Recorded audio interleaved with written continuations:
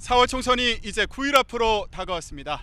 YTN 기자들이 총선을 앞두고 유세열기가 뜨거운 지역구 현장으로 나왔습니다. 네, YTN 당당당 총선편 서울 최대 격전지 가운데 하나죠. 저희는 서울 광진을에 나와 있습니다. 저희가 오후부터 후보 한 분씩 모셔서 다양한 얘기를 듣고 있는데요. 지금 이 시간에는 미래통합당의 오세훈 후보 모셨습니다. 안녕하십니까? 네, 안녕하십니까? 반갑습니다. 네. 사실 이 광진을 지역구 통합당 후보 중에서는 잘 안 오려고 했는데요. 시자 후보님께서는 먼저 이곳에 오시겠다고 자진을 하셨었고 또 통합당에서도 가장 먼저 공천을 받으셨던 걸로 제가 알고 있습니다. 혹시 이 지역과 인연이 좀 있으신 건가요? 지금은 분구가 됐지만 제가 태어날 때까지만 하더라도 이곳이 송동구였고요. 제가 태어난 곳이 바로 요 옆에 뚝섬역 근처입니다. 아, 그렇군요. 그 근처 여기서 지금 보이는 이곳에서 제가 뛰놀면서 컸고요. 그리고 또 시장 임기 마치고 바로 이곳으로 이사를 왔습니다. 당시에 우리 지금도 그렇지만 아내 직장이 바로 여기 세종대이기 때문에 언제쯤이죠? 그게 2011년 8월 9월경이죠. 그러면 지역에서 활동하신 지 참 오래 되셨는데 지역민들 얘기 중에 가장 인상 깊은 게 있으셨나요? 제일 인상 깊었다기보다 재미있었던 게 작년 어버이날 지역에 인사 다니는데 네. 어떤 어르신이 야 이 녀석아 너 뱃속에 있을 때부터 내가 안다. 너희 어머님이 여기서 미용실 하셨지. 그래서 아 예 어떻게 아세요? 그랬더니 그때 너 뵀을 때 내가 엄마한테 빠마했어.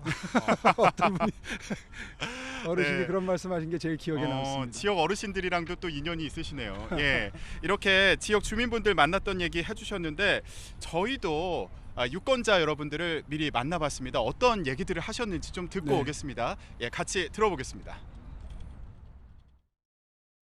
20년 넘게 살았는데 아마 역시 진보 쪽이지 않을까.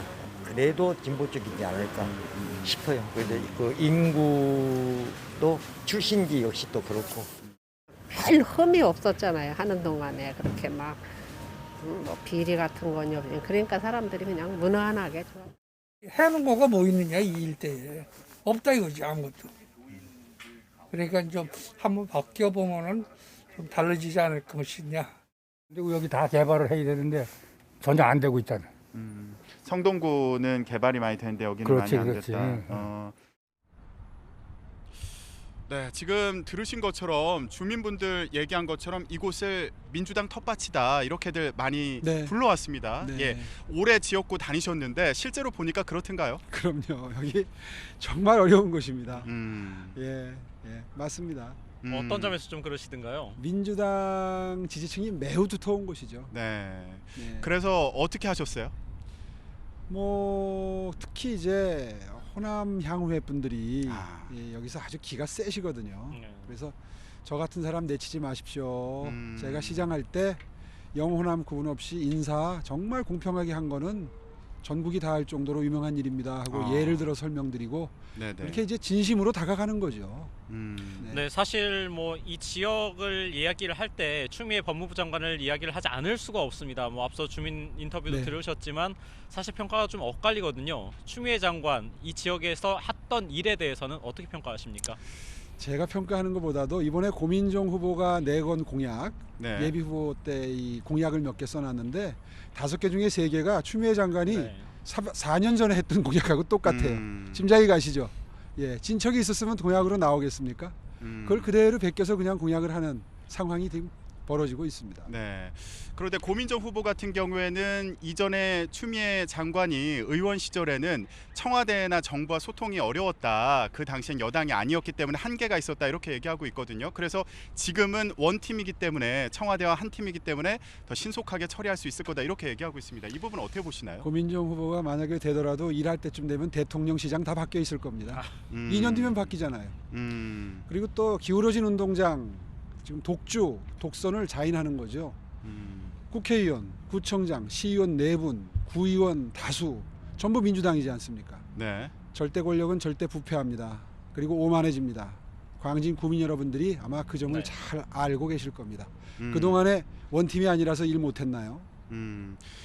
그 후보님께서 계속 하셨던 말씀이 그런 원팀이 중요한 게 아니라 개인의 능력이 중요하다. 그렇죠. 이렇게 계속 말씀을 해오셨는데 그렇다면 경쟁하고 있는 그 후보 입장에서 고민정 후보를 평가해 본다면 어떻게 하실 수 있을까요?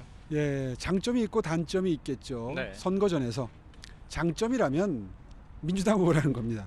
아까 말씀드린 것처럼 민주당 지지층이 무지하게 두터운 곳인 건 분명한 사실이고요. 그게 아마 큰 강점이고 장점일 겁니다.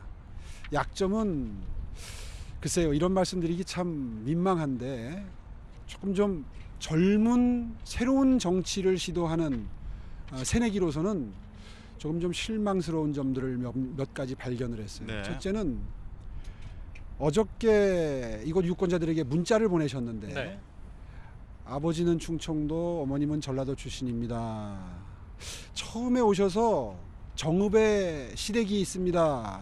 정읍댁입니다. 이런 말을 해서 거기까지는 뭐 애교로 네. 생각을 했는데 어제 보낸 문자는요. 네. 사실 정치 초년생들이 이 지역색에 기대는, 지역 감정을 건드리는, 그래서 그걸로 득표를 하려는 선거 전략을 펴는 건 그건 정말 자제해야 되는 바람직하지 않은 자세거든요. 네. 그런데 문자를 네. 지역에 그렇게 뿌리는 걸 보면서 아이고 이거 마음이 급하구나. 젊은 사람이 이렇게 급할 필요가 없는데 하는 생각을 했고요. 두 번째는 저희 캐치프레이즈를 지금 어저께부터 네. 본인 것처럼 쓰고 계세요. 어떤 여기 거죠? 오실 때 플래카드 붙어 있는 거 보셨잖아요. 아이 키우기 좋은 광진을 네. 만들겠다. 아이가 행복한 광진을 만들겠다는 게 제 캐치프레이즈입니다. 대표 네. 공약 아니십니까 또 이번에? 예, 대표 공약이고 거기에 공약도 제일 많고요. 근데 그게 부러웠는지 하여튼 뭐 어떤 판단을 했는지 어제부터 아이 키우기 좋은 광진을 말씀을 하고 다니세요. 물론 본인도 아이를 키우고 있으니까 말할 수 있죠. 네. 네.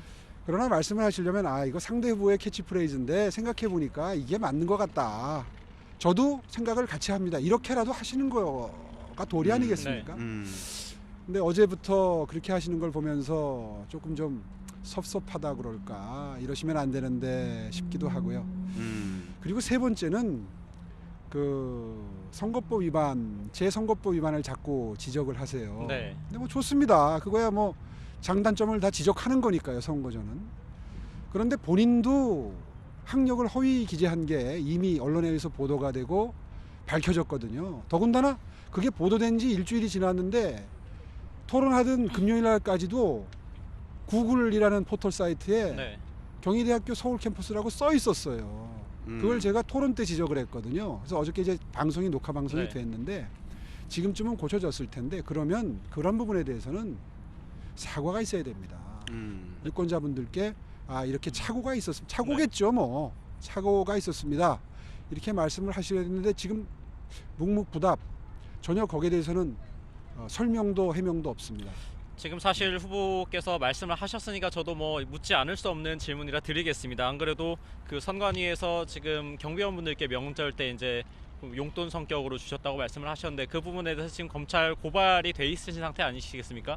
뭐 고민정 후보 측에서는 당선이 되더라도 뭐 당선 무효가 되는 것 아니냐 이런 주장도 하고 있습니다. 하지만 뭐 후보님 입장에서는 지금 뭐 무죄다, 전혀 사회상규에 어긋나지 않는 이런 말씀을 하고 계시는데 선거법 위반으로 당선 무효형이 될 우려 정말 없다고 봐도 되는 겁니까? 네, 전혀 없다고 생각하고요.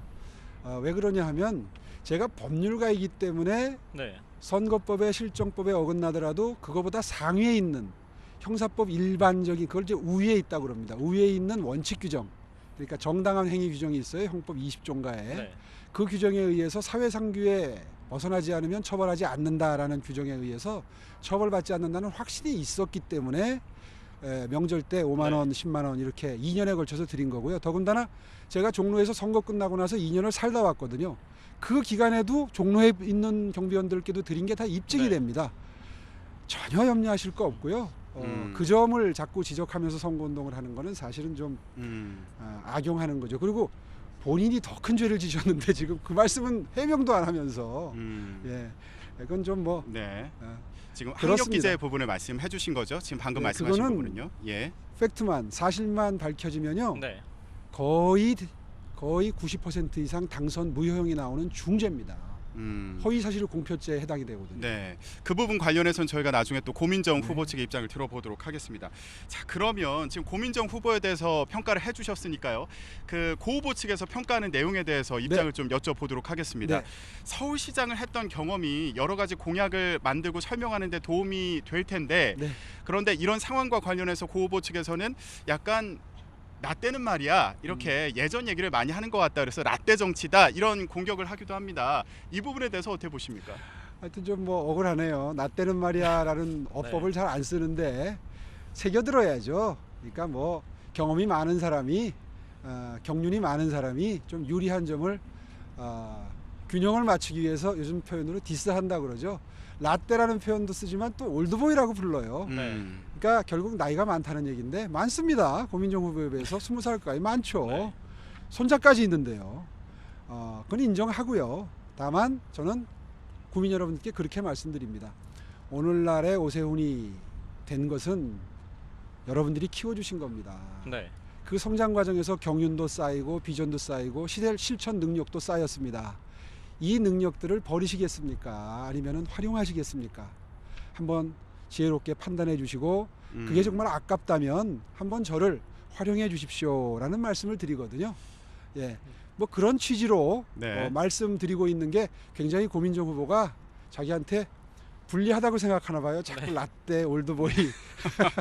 그러면 그 연장선상에서 좀 여쭤볼게요. 임종석 전 비서실장이 고민정 후보 지원 유세에 나섰습니다. 여기에서 나왔던 얘기 중에 좀 여쭤보고 싶은 말이 있었습니다. 오세훈 후보 같은 경우에는 마음이 콩밭에 가 있는 것 같다 이런 얘기가 나왔습니다. 왠지 지역구를 좀 일찍 떠날 것 같은 느낌이 든다 이런 말로 이해가 되는데 이 얘기 어떻게 들으셨나요? 글쎄요, 이제 뭐 잠재적 대권주자다라고 하는 세간의 평을 활용해서 이곳 주민들께 오래 정치하지 않고 네. 떠날 테니 찍지 마라, 뭐 이런 메시지 아니겠습니까? 전 거꾸로 들었는데요. 여기서 오히려 제가 정치적으로 더 성장을 해서 더 큰 일을 하게 된다면 아마 여기서 공약으로 말씀드렸던 거 더 실천하기 편하고 용이한 자리로 가지 않을까 싶고요. 그 다음에 제 생각은 정말 여기서 한 재선, 3선 하면서 네. 이번에 공약으로 말씀드린 것 중에는 4년 만에 못하는 게 많습니다. 고민정 후보가 여기 오자마자 내건 여기 뭐 지상철 지하화 이런 것도요. 그거 상식적으로 생각해도 한 10년 걸리는 일이거든요. 그런 일들은 더 힘 있는 자리에 가는 게 네. 실천하기가 더 편하다, 더 용이하다 이런 말씀 꼭 드리고 싶었습니다. 네, 힘 있는 자리 말씀을 하셨는데 저희가 시간을 길게는 못 드릴 것 같고요. 마지막으로 광진을 유권자 여러분 또 본인이 갖고 계신 공약에 대해서 꼭 하시고 싶은 말씀 있으면 한마디 들어보겠습니다. 네, 유권자 여러분, 저희 미래통합당 많이 부족하죠. 실수도 많고 그동안에 실망도 많이 끼쳐드렸습니다. 그런데 작년 전당대회 때 지켜보셨을 겁니다. 제가 속한 정당을 얼마나 바꿔놓기를 열망하는지 저는 그럴 능력도 의지도 있다고 생각합니다. 이번에 저에게 일할 기회를 주시면 광진구도 발전시키고 대한민국도 정상화시키겠지만 그에 더해서 제가 속한 미래통합당도 확 바꿔서 여러분 정말 흡족해 하시는 정당으로 거듭나도록 하겠습니다. 믿어주십시오. 도와주십시오. 고맙습니다. 네.